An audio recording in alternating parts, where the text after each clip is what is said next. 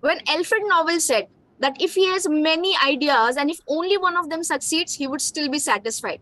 And we all related that to engineering. So, in the world full of fluctuations, we really need some good regulators. If you also abide by the same, you have come to the right place. So, hello and welcome. This is Himanshi Kaushik, your host of the day, and I would want to welcome you all in today's webinar on scope of VLSI in semiconductor industry.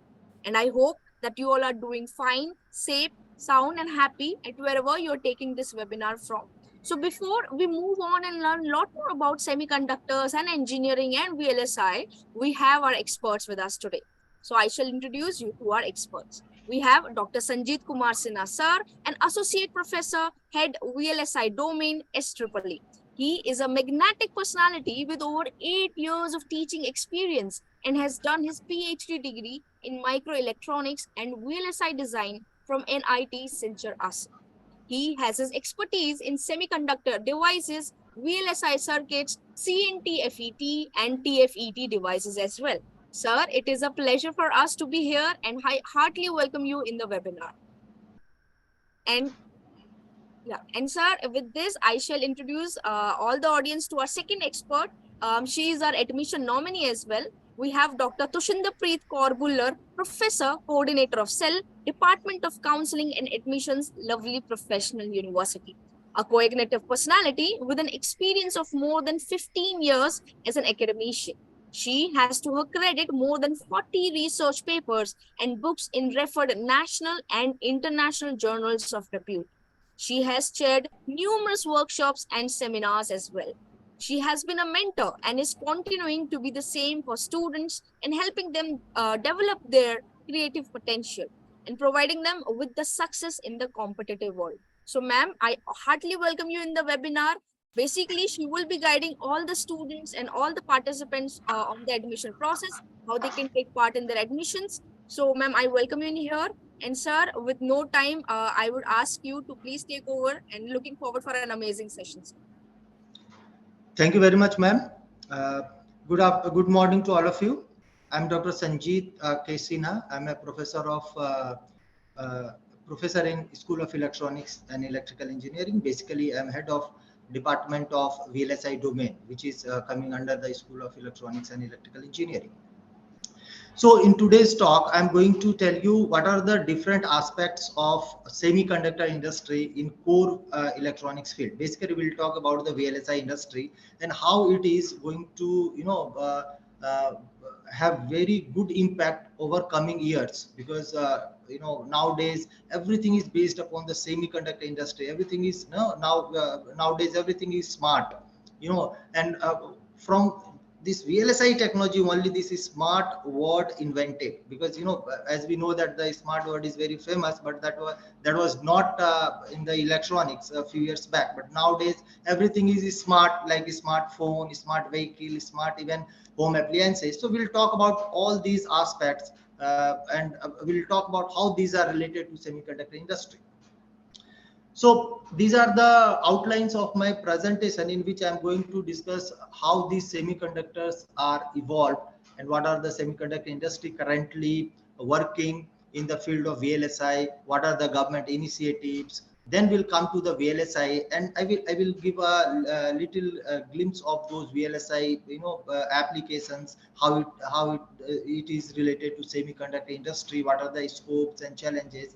And finally, I will talk about the goal setting and targets for India as a semiconductor talent nation, because our government has initiated so many, good, you can say, decisions they have taken in the last 5 to 10 years, and it will be fruitful in next few, you can say, 3 to 4 years. And you are the person who are going to be part of those manpower. So we'll discuss all those things, all those requirements related to semiconductor industry. As we talk about the evolution of semiconductor, then you can think, as I told you, that nowadays everything is based upon chip based things are coming into the market, and that is the, you can say, the smart technology. For example, if we are talking about few years back, there was phone, but that phone was not smart. That was only feature phone. Smartphone means you can you know uh, call to anyone, you can browse the internet, you can play the song, you can record the things, you can take the snaps through the camera phones. So many lots of things you can do through a single device, through your phone. That is possible with this VLSI technology. I will discuss how these VLSI technologies are having those kind of activities, so that so that we are using those things in our daily activity, because we don't know the story behind those smart appliances, but these are because of the VLSI technology, because of the semiconductor industry. So we'll discuss all this one by one. So let me start with the history of semiconductor. When semiconductor was evolved, then it was started from the transistor. Then after that it was there are hierarchy, you can say.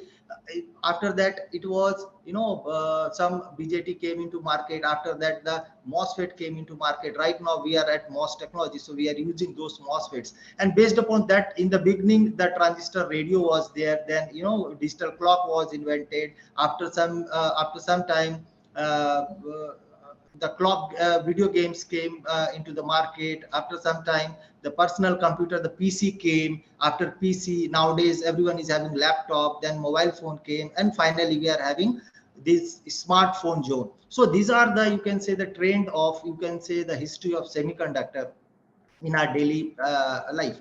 So you can, if you will go for the data, the exact data, the history of semiconductor, then we can see in this particular slide that register was invented in 1826, because the semiconductor, the basic component, you can say, that is the register, that is also manufacturing, that is also possible because of the semiconductor. After that, Schottky diode came in market in 1938. Then BJT came, as I told you. Then JFET came. Then tunnel diodes came. And these are the, you can see, the 1962 the laser came. In 1960 MOSFET came. Still we are in MOSFET regime, because till date we have no alternate technology to replace this MOSFET. So research are going on, but still we are at MOS technology. So you can see these are the, the glimpse of the everyday life. As I told you, nowadays everything is smart. If you are having a smart television in your house, then you can think that these are because of VLSI technology. These are basically the semiconductor industry product in terms of VLSI. If you will go for the medical care, nowadays so many sophisticated devices are present in terms of MRI scanner, fMRI scanner, the CT scan. So many things are, so many medical equipments are there, and all these are because of those VLSI technology, right? So you can see the personal computer in terms of laptop. The nowadays the smart vehicles are present in the market. Means the sensors are there.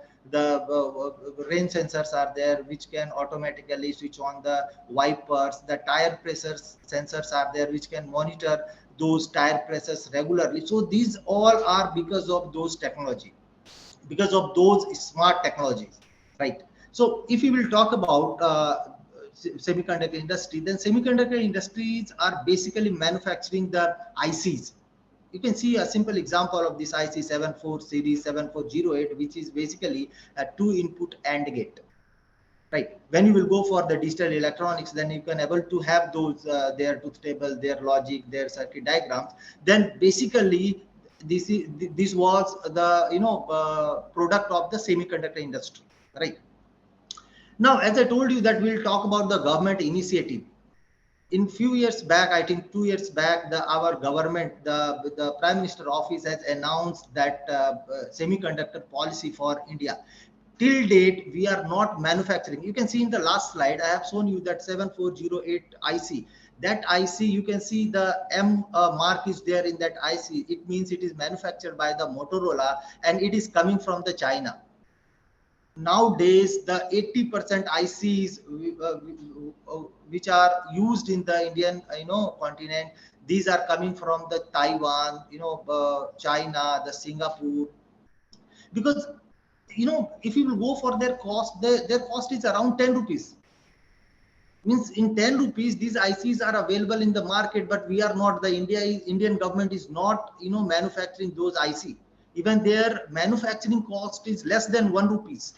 So based upon this scenario, because if we don't have those IC fab lab in India, so it is not possible to import all the times the IC and you can make the laptop, the computers, the phones. That's why our government has initiated those. They have formulated a semiconductor policy for Indian scenario. And we'll see the the Vedanta group, even our Tata, they come forward for the fab lab, and in next 2 to 3 years we are having our own fab lab in India. So you can see this is a product of Motorola, but it is coming from the China, right? So based upon these calculation, based upon these exercise, Indian government has introduced a semiconductor policy. What is that semiconductor policy? That we are going to establish a fab lab in India, and we are in future, in 2 years or after 3 years, we are not going to import a single IC from outside the world. We'll manufacture all those things, but obviously it will take some time, because fab lab is not possible within 6 months, within 1 year. It will take time, and Vedanta group has just initiated. They have acquired the land, and their works are still going. So most probably in 2 to 3 years we will have our own fab lab, and in that we are going to manufacture those ICs, because the ICs are the backbone of any digital system. Whether you are going for, whether you are talking about, basically we are talking about in terms of motherboard. If you have seen those motherboards in your laptop, in your the printed circuit board that which is available in your even mobile phones, in the laptop, in that motherboard we are having so many different type of ICs, and these ICs we are not manufacturing. We are just importing those things, and we are assembling those things in the motherboard, and we are saying that this is a product, this is the made in India, but that is not a actual made in India. When it becomes made in India, when we'll manufacture those IC in India only, right? So based upon that scenario, Indian government has initiated a very good policy for the semiconductor, you can say the manufacture or semiconductor IC industry. When we'll go for this curriculum for the semiconductor manufacturer, then we'll have different categories, right? So you can see the VLSI design and training, second one is semiconductor technology, and the third one is high tech manufacturing. Basically high tech manufacturing, we are having those setups in India, but we are, as I told you, we are just assembling those things while importing the ICs from the outside the India. So but in near future we are not going to do the same exercise, and obviously we will have our own, you can say, the pure made in India ICs or the circuits.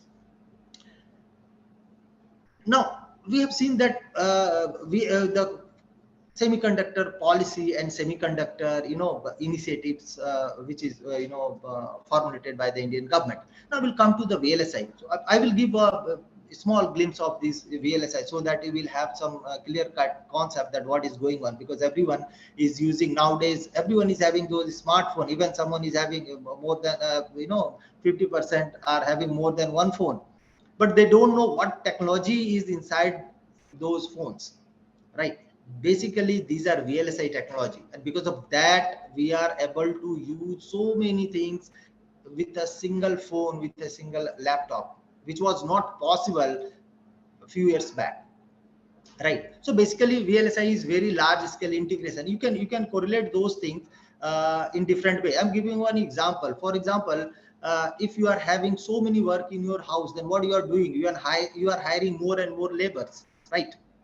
Why you are hiring more and more laborers? Because you wanted to finish all your works within time. That's why you have hired more labor. Same thing is happening in VLSI technology. In VLSI technology we are having so many transistors, so many, you can say those transistors are, you can consider it as a labor into that electronic board, the printed circuit board. So more transistors means more work you can do at a time. For example, in case of VLSI, we are having more than, or you can say up to 1 lakh transistors are present in 2 by 2 dia IC. So if we are having up to 1 lakh transistors, and then we can have this simultaneous work we can do at a time. And because of that technology, we can do all those things at a time. Like we are calling someone, we are chatting at the same time, we are recording the things, we are taking snaps at the same time. So all is possible because of the transistors, right? Which is available in this VLSI technology. We'll discuss those things in details. I'm having those slides. So basically, in 1970, this VLSI technology came into the picture. Before VLSI, there was MSI, there was SSI, and there was LSI. You can see in 1946, the first electronic computer, you can see their size, right? So it is coming inside a big hall, and that was the first electronic computer. And now you can compare with your smart laptop, which is, I think, having less than 1 kgs nowadays, right? So this is the advancement of this technology, and it is possible because of this VLSI technology, because of this semiconductor, because of this electronics, so because of those, it is possible with the help of those electronics. Basically the concept of the journey from the first electronic computer to the laptop. You can see, you can compare, and you can think what is the technology transfer from then to now.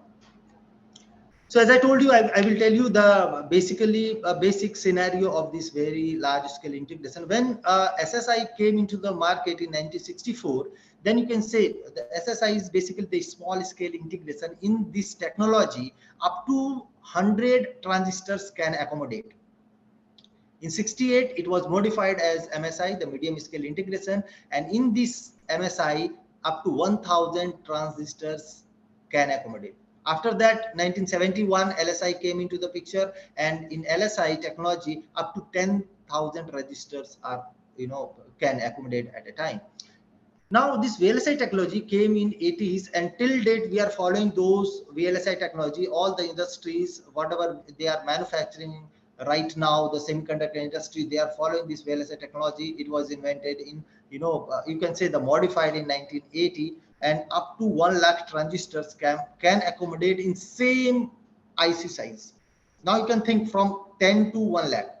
And after this VLSI, researchers are saying it is already proved in 1984 that VLSI can accommodate more than 1 lakh transistors. But till we are following this VLSI technology only. All things, whatever is manufacturing right now, the IC, the PCB, the motherboard, all things are based upon this VLSI technology. Now you can see this is the IC chip, the glimpse of IC chip. And if you will compare with this VLSI chip that was invented in 1960, and now if you will compare with nowadays, now you can see this is the simple VLSI chip, and in this chip 1 lakh transistors are there, and because of this number of transistors, we can able to do all those activity at the same time, right? So now if we'll talk about the size of VLSI chip, because VLSI is working on nanometer technology, and give one simple example. Do you know what is the thickness of human hair?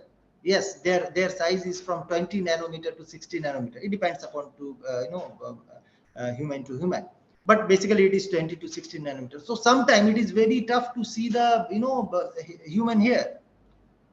Now you can think, if it is not possible to see from your naked eye, then how you can see the IC which is manufactured in 12 nanometer technology, 7 nanometer technology? Because a few days back Samsung has reported that they have fabricated 4 nanometer technology devices. Now you can see the 4 nanometer is not possible to see through your naked eye, but those ICs are present in your phones, in your smartphones. So this is the advancement of this technology. You can think in that way. And in that 2 nanometer, in that 7 nanometer ICs, all the transistors are there, right? So these are the advancement you can consider in VLSI circuit.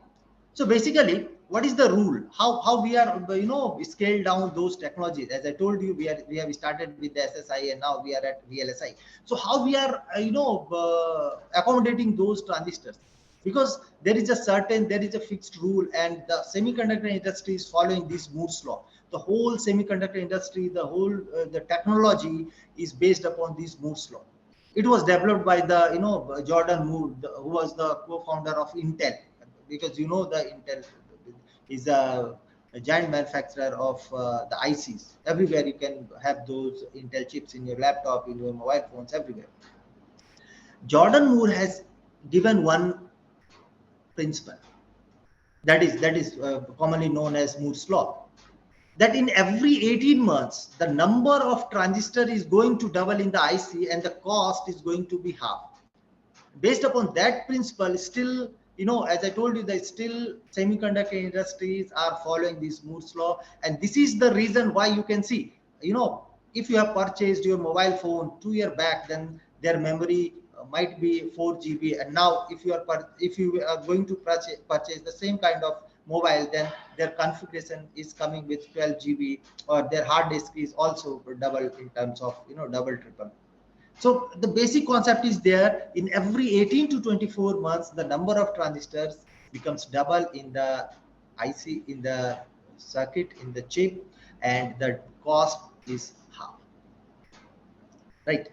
So still we are following those things. You can see these are the hierarchy of those you can say the predictions which we have, which we are having in terms of Moore's law prediction. So it started, if you will see, from 1900 to 2025. So things will change drastically. If you will remember, a few years back, there was Pentium 1, Pentium 2, Pentium. It was invented in 8085, the first microprocessor, then 8086, and after that, so many processor came into the market, and we have seen those Pentium 1, Pentium 2, Pentium 5. After that, so many other processor came into market. Right now we are having i9, i7, i5, i3, like that. So right now we are having i9 processor. So these all are following those Moore's law, right?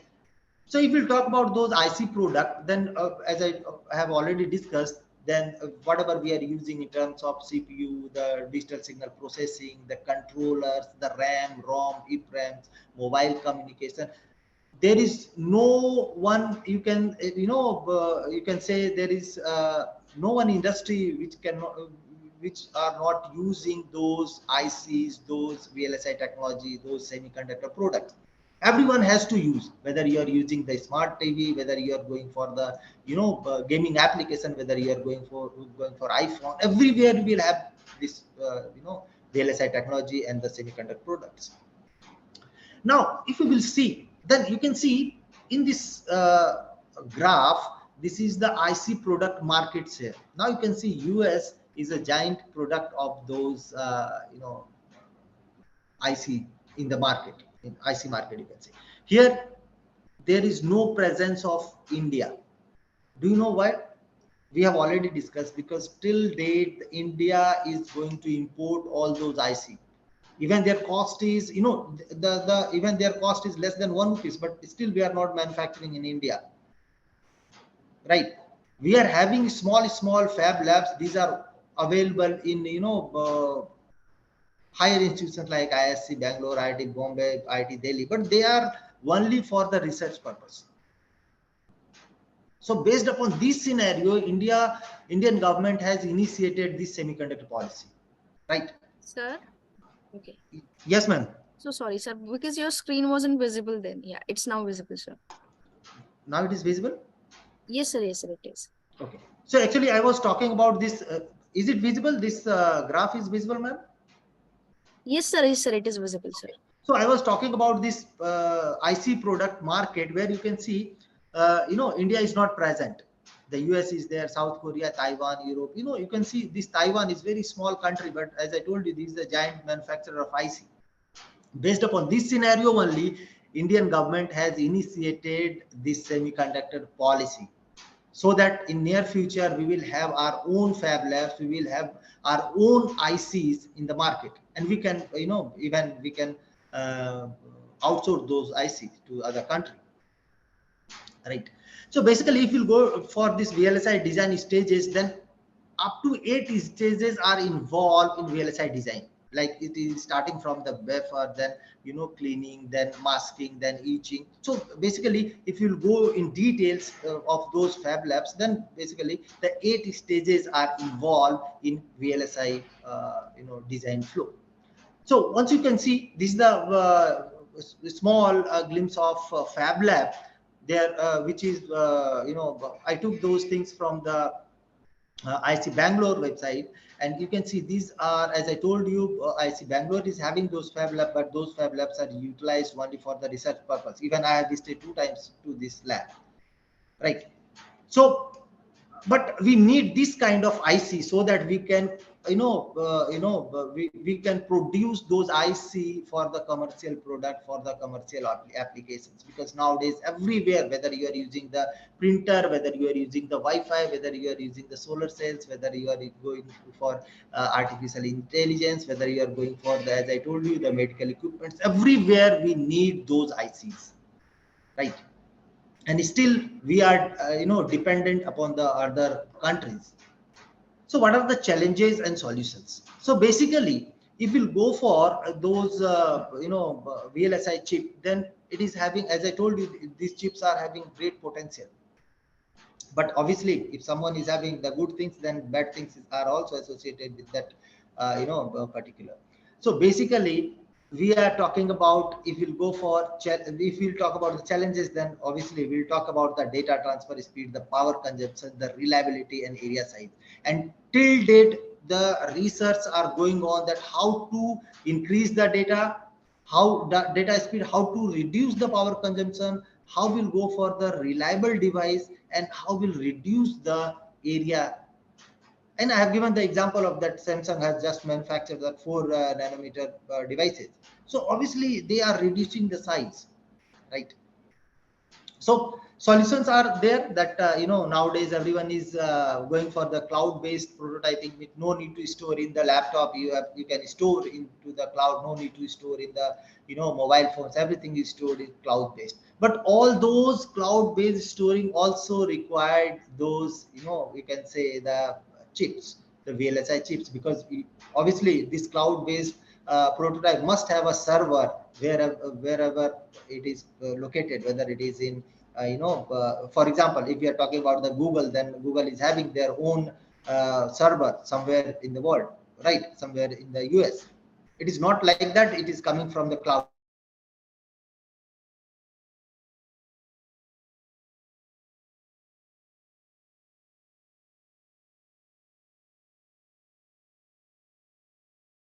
these are the challenges and solutions that VLSI technology is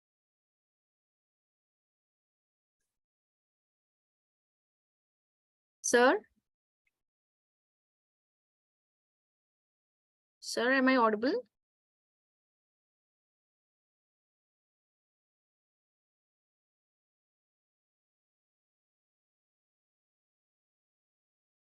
Emerging VLSI trends, right? So as we have discussed that nowadays everything is smart. Now we are having those smart watches, smart fan, where you can control your fan speed through the remote. You can control, you can switch on, switch off your phones, even not through the remote nowadays. Even the students are working on those. If you put a clap, then your fans becomes start. If you will give 2 claps continuously, the fans becomes off. So these are the things, and this is all because of those VLSI technologies, right? So what are the VLSI advantages? As we have already discussed, that the size is going to reduce, the cost is also reduced, the operating speed is increased, and obviously requires less power, high reliability, and occupies a relatively small area. So these are the VLSI advantages, right? Because if you will compare with the old Motorola phone or even Nokia phone, then the phone size was too big.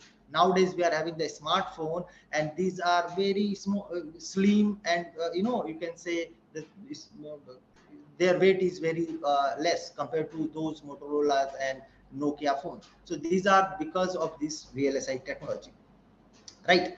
So we have already discussed that what are the feature is basically nowadays we are using all those smart technology, smart appliances are there. Everyone must have those, seen those things in their home, like the smart refrigerator, the washing machine, all are smart appliances. Oven, all things are, everywhere we are having those VLSI chips, right? So now I'm going to discuss to some VLSI companies which is working in India, like Intel. As I told you that the Jordan Moore was the co-founder of Intel. We are India, in Indian scenario, will have those companies like Intel, Qualcomm, Samsung, Broadcom, the micro devices, the Infineon. Out of these companies, so many companies are coming regularly for campus placement in Astrophony. And last week, one of our students got placed in Infineon Technology with very handsome package. And last time also will last year we'll have some selection in Qualcomm and NXP Semiconductor, right? So basically, these are the few companies I have listed here. They are which are working in the VLSI field. Other than these, so many companies are there. There are so many startup companies are also there, which are focused to this VLSI industry, VLSI product. So basically, if we'll talk about the what type of means, if we'll talk about the type of job opportunity in VLSI semiconductor companies, then these are categorized in two categories. The first one is the VLSI product company, and second one is VLSI service companies, right? So these are the two job profiles are available in semiconductor VLSI industry, right? So we'll discuss those things. If we'll talk about the types of VLSI company, then obviously, as I told you, that product company, service company. If you are going for the product company, then you can say the EDA company. So many EDA company, electronic device automation companies like Cadence, the Synopsys, even the Xilinx, they are working in this product company. If you go for the design company, then we'll have those Qualcomm, Broadcom, the NXP Semiconductor. These are working in these particular things. And if you go for the service company, then there are so many service companies available in Indian scenario. We will go for this EDA company, right? So in that we'll have this four profile: the R&D engineer, the product engineer, the product validation engineer, and finally the application engineer. These are basically the job profiles of EDA companies. If you go for the design company, then as I told you that we are having so many companies working in India like Intel, Qualcomm, NXP, ST Microelectronics, Infineon, Broadcom. They are basically the design company where the digital designs are going to manufacture. It depends upon the the demand, what is going on. So based upon that, they are designing, they are modifying their products. If we'll talk about the job and roles offered by the product design company, then these are the different roles offered by the company, starting from the architecture engineering to RTL design engineering, verification engineer, DFT, ST engineering, synthesis engineering. So basically, if we'll go for the core electronic subject, then basically we are giving in our college, we are giving those kind of hands-on training, those kind of courses, special course designed for those kind of job profiles. So how to work, how to make a career in VLSI industry, right? So basically, if you'll go for this VLSI, then you must have a basic concept and knowledge of VLSI, which we are giving in our ECE department, School of you can say Electronics and Electrical Engineering. If you require, then you can go for the some certification course from the VLSI Training Institute after your graduation. And obviously, if you will go for the higher study, then if you can go for those master degree in VLSI. You can go for the project training and internship, and finally you can start your own startup. Now, if you go for the goal setting and targets for India, this is one is very important. As I told you that this is the main thing which I'm going to, which I wanted to discuss with you people, because what are the scenario which is going to come in near future.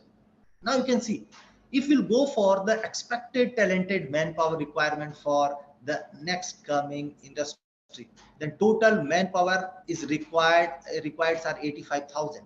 As I told you that Vedanta is going to start their fab lab, the Tata is also coming. There's so many giant companies, so many private companies are coming, forward to establish a fab lab for mass production of those ICs.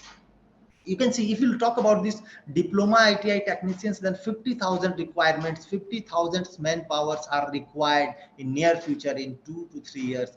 BTech, MTech, 30,000 students are required. PhD, 5,000 are required in near future. And this is the source given by the Department of Information and Technology Ministry in 2021. So these are the actual scenario. You can think and you can plan your career in that way. If you go for the semiconductor skill development, where which will to recognize by the multidisciplinary nature of the sector. Obviously, if you will go for design engineer, then you can say disciplinary is required everywhere, because nowadays everything is multidisciplinary product. If we are talking about the medical science, if we are talking about the smart automation, then everywhere you need this multidisciplinary activity. So if you talk about the semiconductor industry, then it is available, it is everywhere, starting from the electronics, electrical, mechanical, chemical, civil, software. You can say, you can ask this, why chemical engineering? Because nowadays, as I told you, right now we are at MOS technology, we are using the MOSFET devices in our smartphones, but research are going on for the organic fats also. Even these are going for the CNT fat, the organic fat, the nano ribbon fat. So these are belongings to chemical engineering, because if you are going for the organic fat, then you must have some knowledge with those organic components. Then only you can go for those fat, those devices, right? So if you'll see the roadmap of this talent, then you can see, if you go for the simple, I'm giving one example, and this is obviously the official data which is available in the Ministry of Information and Technology, Government of India. Nowadays, 1,25,000 people are working in the semiconductor industry, but in 2025, the requirement is 1,80,000. If you will go to 2027, then this requirement increases to 2,50,000 manpower. And if you will go for 2032, then obviously at that time the requirement will be 4,50,000 manpower. In same way, if you go for the other aspects of the foundry, the display, the ESDM, if we are, right now we are having 3 lakh, and in 2032 we required 11,99,000 manpower. Right. So this is the right time to fix your goal, to fix your aim, and you opt your branch. Right. So these are the actual scene you must aware with while taking those admission. Now, if you go for the overview of Indian semiconductor industry, now you can see, as I told you, that in near future, as I told you, these are the official data. You can see that around 4.5 lakh workforce in ESDM industry in 2020, 1.1 lakh people employed by VLSI industry in India, expected 2 lakh by 2025. And if you will go for the breakup in terms of the educational qualification, then 82% people required for BTech background, masters are required 12%, diploma holders are 2%, and PhDs are 3%, and others are 1%. If you go for the market forecast by the revenue, then you can see in 2020 the VLSI design is having, these are the US billion dollar, 1.17, which is going to increase in 3.37 in 2025.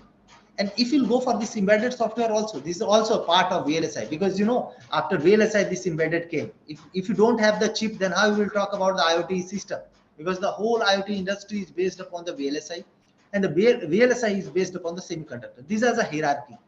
We cannot neglect a simple step. These are the step by steps. We are having the semiconductor, then with the help of semiconductor, we are able to achieve those VLSI technology, and with the help of those VLSI technology, VLSI design will go for the IoT, or you can say the embedded systems. If we'll talk about the embedded system software market value, then right now it is to 20.8 billion US dollar, which is going to increase as 53.67 in 2025. Right. So these are the aspects, these are the, you can say the good aspects of those semiconductor industry, basically this VLSI technology. As I told you, in future it might be possible that VLSI technology is going to overcome by the ULSI, or right now people are talking about the quantum dot technology. But no one knows that what is going to happen, but still everyone requires those semiconductor, because the whole this world is based upon the semiconductor only, if you are talking about the smart kind of things, right?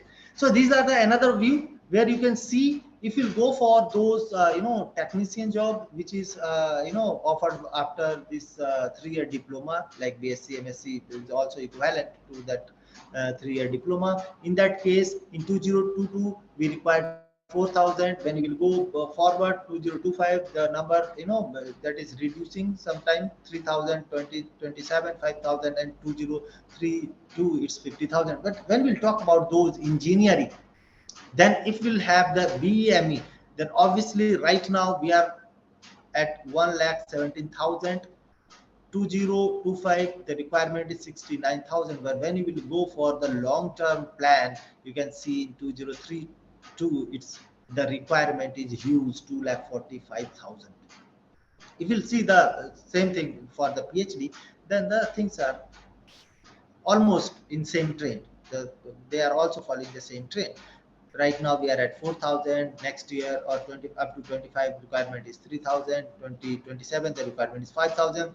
And when we'll go for when we'll plan for the long term, when we'll fix the goal for long term, then in long term plan we require 50,000, 15,000 manpower. So if you will see total in this semiconductor industry, this VLSI technology, then you can see this is the actual graph. In 2032 we required 2,75,000 manpower. These are the actual figure of this design sector, which is already mentioned by the Department of Information and Communication Technology, Government of India. So with this, I'm going to close this presentation. So very much thankful to all of you for your kind attention. And if you are having any query, then I'm here, you can ask those queries. So thank you very much, ma'am. I'm here. If anyone is having any query, then you tell me.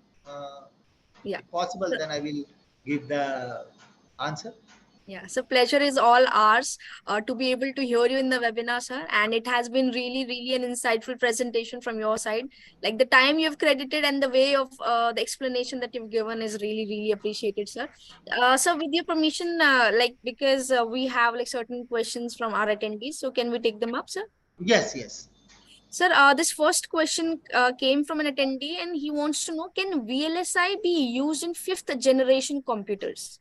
Yes, yes, sure. Because fifth generation computer without VLSI, as I told you that without VLSI, without semiconductor, it is not possible. If you are making for example, in our background there is a multi-story building, and that building is not possible with those bricks. So these bricks are semiconductor, right?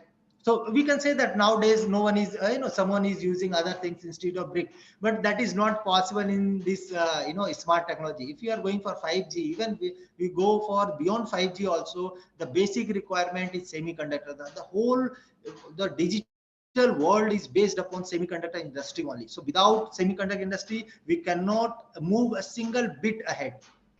Okay, so thank you so much. So we have another question, and it is, why is VLSI more famous than normal LSI? No, actually this is the, you can say, let me give the example. This is the hierarchy, this is the technology. VLSI, as I have given that, in VLSI we can accommodate more than up to 1 lakh transistor, but in LSI we can accommodate only 10 lakh transistor. And I have given the example that if you have more work in your home, then you are going to hire more laborers, right? So that the your work can finish within the time. In same way, if you, since smart phones, smart gadgets are having multifunctional, you can do all the activity at the same time. You can play the things, you can play the online video, you can play the YouTube at the same time. So all required those transistors, all required those devices. So more transistors, more features you can have at a time. So this is the reason. If you have LSI, then we cannot have more operations in a single device. So thank you so much again. And sir, last but not the least is, so there's a question from an attendee, and he wants to know what all are the advancements of LPU students from this electrical department in terms of the webinar that you've given. As in, he wants to know like what he can pursue after listening and after getting into the LPU. Yes, actually, first the student has to choose those EC. Actually, nowadays, everyone is saying that no, what is happening. But if you will go for the core sector, even in foreign trends, this is the core sector. As I told you that if you are after taking admission in EC, if you wanted to switch your career to the VLSI industry, if you wanted to switch your career to the communication side, if you wanted to switch your career to the embedded side, then but the requirement is the electronics, because the electronics is the basic, as I told you, the backbone of all those sectors. So those who will come in LPU, basically in LPU, what is happening, that is the, you can say, exceptionally we are following those things in our Indian scenario, that we are offering those engineering minors after second year only. So in engineering minors, if someone is interested in VLSI, they can opt those pathway, right? VLSI pathway. If someone is interested to have those things in robotics, they can choose those robotics pathway. And if some student has chosen those pathway, then he or she will have those specialized subjects related to those pathways, so that he or she can achieve the goal. Or finally, they can placed in a core sector, like if they have chosen the VLSI, they can go for the Intel, Qualcomm, Broadcom. If they have chosen those robotics, they can have the robotics company. Sir, thank you so much for resolving all the queries of our attendees. And sir, thank you so much for crediting your time and giving a valuable information again. And sir, because we were getting a lot of questions regarding admission processes, and we've been getting a lot of questions how the students, participants can take admission. So I would request Dr. Tushinder ma'am to please guide the students and navigate them through the process, ma'am. Over to you, ma'am. Thank you so much, Himani ma'am.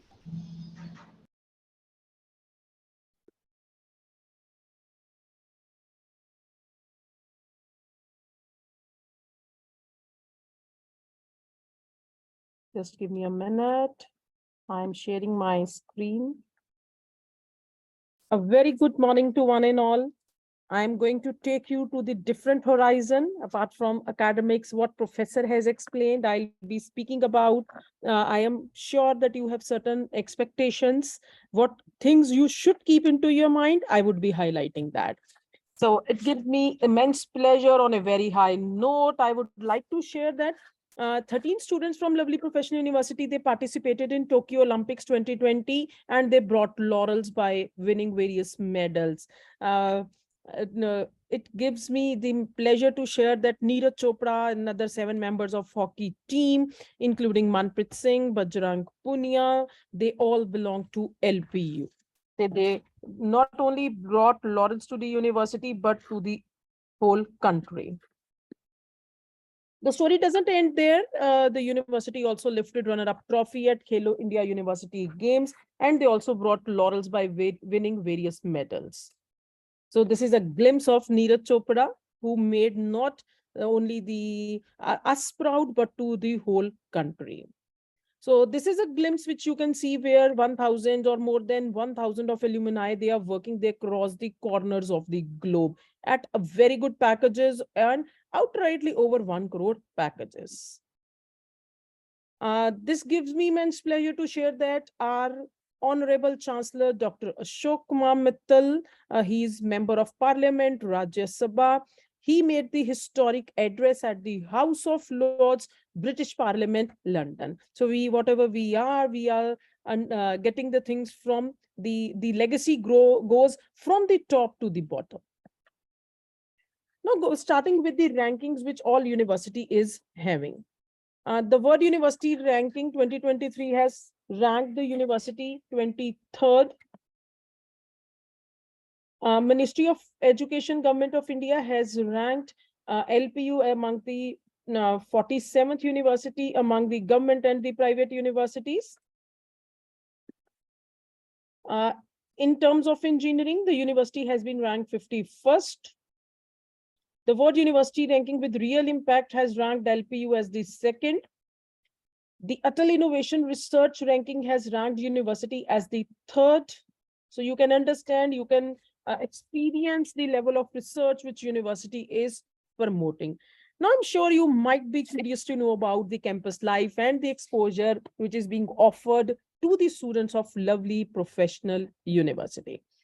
The university proudly hosted 106th Indian Science Congress, which was inaugurated by our Honorable Prime Minister Shri Narendra Modi ji, where he renamed the slogan and gave the slogan as Jai Jawan, Jai Kisan, Jai Vigyan, Jai Anusandhan. This is a glimpse of Nobel Laureate of Peace and the great spiritual leader of Tibet who visited the university and graced the convocation at lovely professional university. This is a glimpse where you can see the president of two countries, one of Afghanistan and another of India, gracing the convocation at lovely professional university. We do have the startup school, which was inaugurated by late Shri Arun Jaitley ji, who interacted with the students and asked them to initiate with the startup at a very right age. I'm pretty sure you are aware of this face. He's world-renowned life coach Gaur Gopal Das ji, who visited the university and inspired the students to about the way of leading life, rather a happy life. So I'm sorry, apart from the great leaders, the university has also invited the celebrities, the glimpse of whom you can see, Shah Rukh Khan and Deepika Padukone. Many have visited us. This is a glimpse which I have outrightly inserted to show that just to highlight that they have also visited the university and interacted with the students. I'm pretty sure you are again aware of this face. He's none other than former Indian team captain Mahendra Singh Dhoni. He also visited the university and interacted with the students and shared his life experiences too. Now I'm going to talk about the infrastructure of the university. Let me be very clear, very sure. University's infrastructure is one of the biggest and the best in the world. The university has 2 amphitheaters, which are used to organize the cultural events, Nukkad Nataks, and the skits. This is one glimpse which you are having. The university has broadly 3 auditoriums. The one which you are visualizing, this auditorium is Shanti Devi Mittal Auditorium with a seating capacity of 2,500 people and which is used to host the events of national and international repute.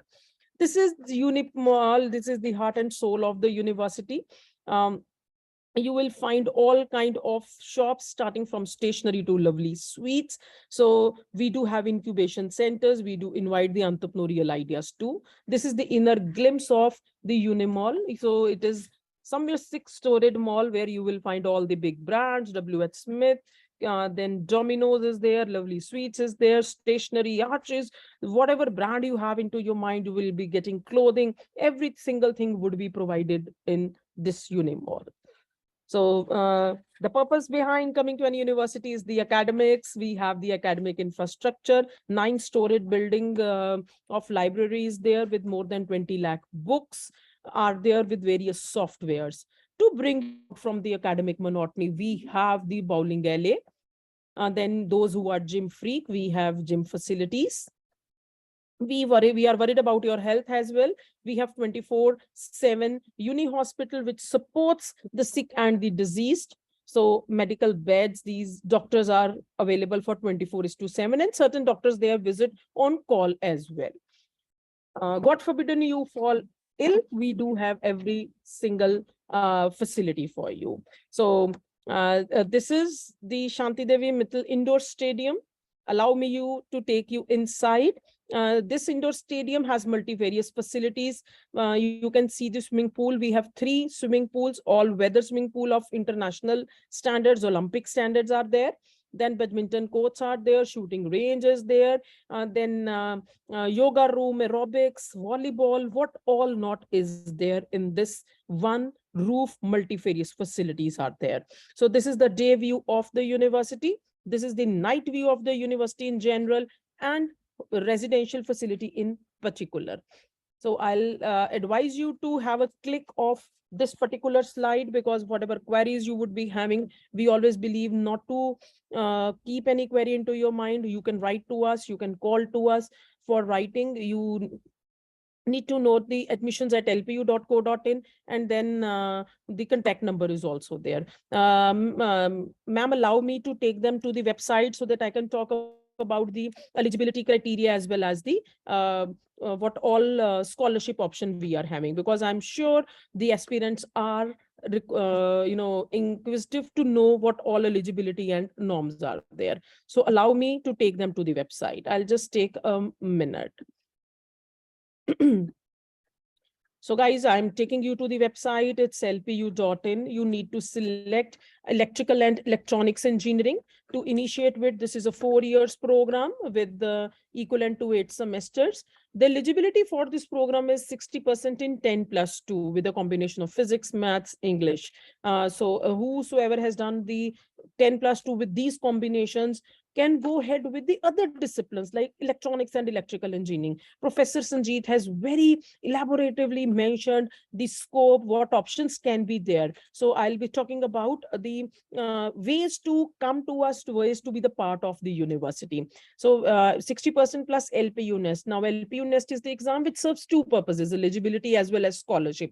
So considering your requirement, because time is money nowadays, we understand going to the test centers and the giving your exam would be little challenging. So we have both the options. Those who are comfortable by appearing in the exams by staying at home, we do have the option, because we are taking the exam through online remote proctored exam would be there. And second, if you don't possess the sufficient infrastructure like laptop, the smartphone, then you can go ahead with the test center based option.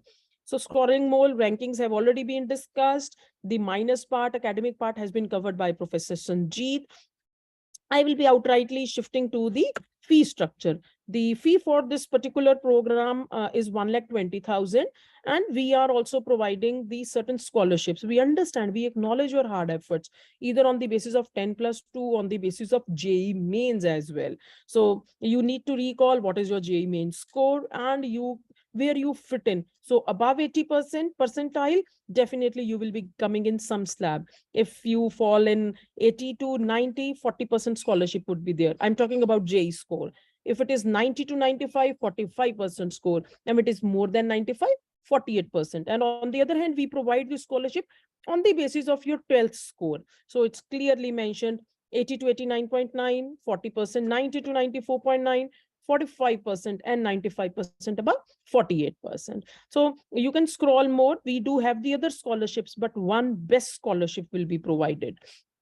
And further scrolling more, I am pretty sure you might be having this query, ma'am, how to be the part of this great university, such a big university providing a good exposure. Yes, we do have certain dates with us, but I'll advise to all the candidates not to wait for the last date. So you can book your exam. Exam registration has already started. Exam would take place from 8th May to 22nd of May. So you book your slot and you start preparing for your exam. Your result will be displayed within 48 hours, and you will be getting the last date of admission. Like whenever your result will be out, you need to plan your admission within 7 days and of the declaration of the result. So don't wait for the last date. Book your LPU Nest and be the part of LPU and get the best scholarship. Now, if you have any query with you, Let's suppose right now you cannot ask anything. We do have certain options. You can schedule a call, the first tab. Then you can WhatsApp your query. We are available on live video counseling. We understand you cannot visit to the campus from the far places, but one-to-one interaction would be provided. We are available on live video counseling as well. I'll advise you to go ahead with a 360-degree view of the university. Definitely, you are going to cherish every single moment. Then the virtual tour is there. And last but not the least, don't keep your queries with yourself and don't wait for the last date. Over from my side, Himanshi ma'am. Thank you so much. Thank you so much, ma'am, for guiding students, for navigating them. And I hope now students, you can take part in your favorite course. Like ma'am said, you can visit our website, www.lpu.in, and can follow the procedures that ma'am has told you. And with this, ma'am, sir, I take the permission to wrap the webinar up. Can I? Definitely. Yes, ma'am, sure. Okay, sir. Okay, ma'am. Thank you so much for joining in, and thank you so much to all the attendees for joining in and being a valuable audience for us. So until next time, stay safe and stay healthy. And thank you so much for joining in.